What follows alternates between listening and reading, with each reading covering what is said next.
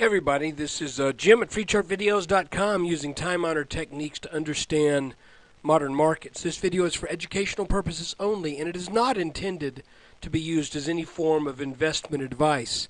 I can draw lines on charts, but you have to draw your own conclusions from your own due diligence and make investment decisions that are suitable for your personal financial situation. I'm not a licensed professional, just a guy who draws lines on charts. So let's look at the S&P. Okay, we are looking at an hourly chart where each candle on this chart represents 1 hour of trading. And just want to remind you, I'm still looking at this as an inverse head and shoulders.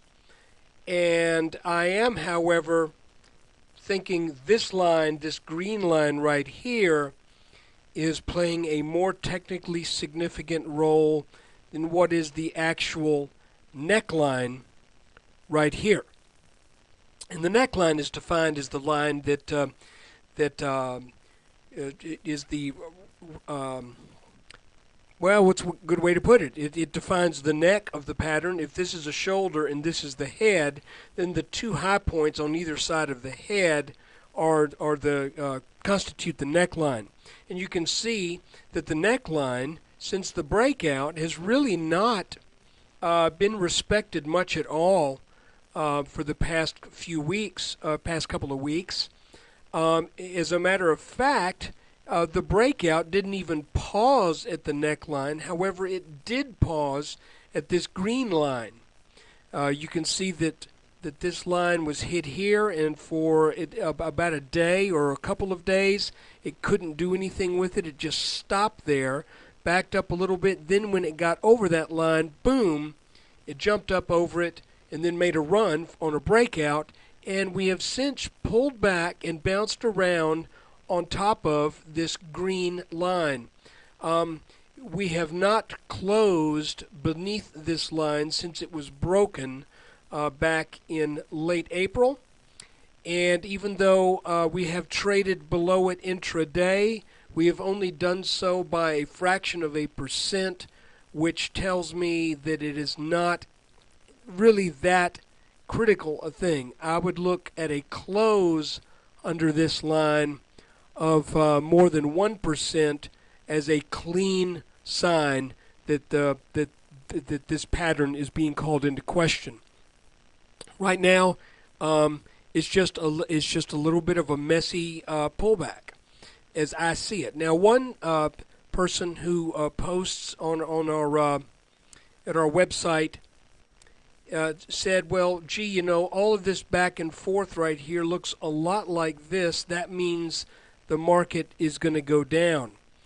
And I will say this about that: that is certainly a possibility. And it does look an awful lot like that. However, there's a big difference. And that is that this pattern formed after a breakdown from a trend line. This trend line had been working for weeks right here, and it broke, pulled back, and then consolidated for a continuation of the move that precipitated this resonance in the markets. So it came up to a high, broke down, went back and forth, and then broke back down for more downside.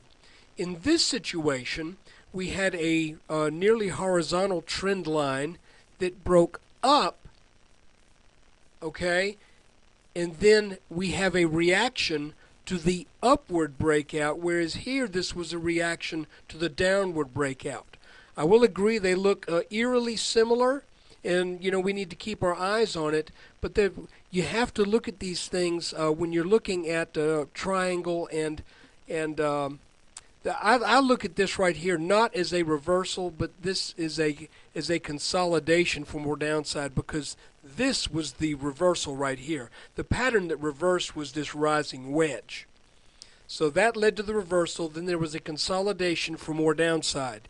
We come up, we come down, we break out, and then I believe the most likely scenario is that what we're experiencing here is a consolidation for more upside based upon this inverted head and shoulders pattern. Is it guaranteed? No. I'm probably would say at this point 70 to 75% of these patterns do what you expect them to do. The other thing I want to show you is if we draw this line under the from starting with the bottom of the head and the bottom of the right shoulder, you can see that the lows of last Friday were almost exactly a touch on that line. So it could be that this is going to form a new channel, and that this is going to bounce up, and we're going to start seeing some more upwards momentum. If we look at a 5-minute chart and we really zero in on the action, tell you what, let's make it a 10-minute so we can get all of this pattern in. Boy, it's a bunch of lines, isn't it? You can tell that there's all kinds of stuff that goes on inside these consolidation patterns, or if this turns out being a reversal, that's still a possibility. I want to show you that the bottoms of back here in May 5th, the end of the day, beginning of the day on May 12th, and the middle of the day on the 13th, all line up with this line, which shows support. That's where we bounced 1, 2, 3 times. The tops, I'm saying, are defined by 1, 2 touches. We had a double touch here. This move did not reach that line. That in itself causes a little concern. But you can also see that this diamond that we had identified. Let me finish showing you where the lines were on this. Here and here is where I think we draw the lines. This was a reversal pattern here. I think what we ended up with is a deep back test and then another back test of this line right here. And let's see if we now start to head back up. The line to watch as we go into Monday is this. I'm going to make this green.